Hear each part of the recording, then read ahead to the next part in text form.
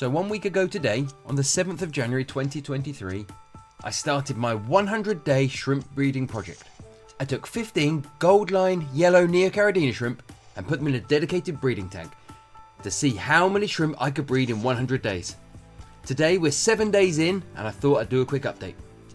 Hello friends, welcome back to the channel. If you're new here, my name is Richard and I'm a fish and shrimp breeder based in the UK.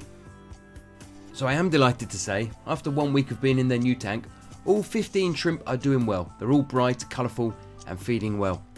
Needless to say, at this stage it's too early for any baby shrimp. I haven't noticed any of the females are buried, but as you can see from the video on screen, there's a whole host of females with golden saddles. So I'm hoping in the next week or two we'll start to see our first signs of buried females. The only concern I do have is I initially thought I'd picked out 11 females and 4 males. I'm now not convinced I've got 4 males. I may only have as few as 2 males. It's not an ideal ratio. I'd much rather have 11 females, 4 males, but if it's 13 females, 2 males, then so be it. That's what we've got now. There's no going back.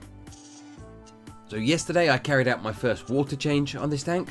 I changed about 25% of the water and replaced it with fresh dechlorinated tap water. I did just make sure the water going back in was the same temperature.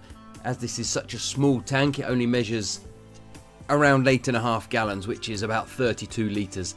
I didn't want to add cold water back to the tank and find I rapidly altered the water temperature and shocked the shrimp. In terms of feeding, I feed this tank every other day and I give them a small cube of Rapashi gel food, and they normally finish that within a day, and then I'll leave it a day, feed them the next day. So that's essentially that. We're 7 days into the 100-day challenge.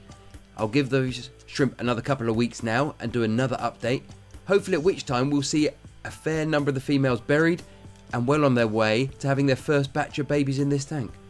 Now if you haven't seen the first video in this series where I set this tank up and explain the challenge, I'll pop a link in the description below, and if you want to be kept informed of further updates, do subscribe to the channel so you don't miss out.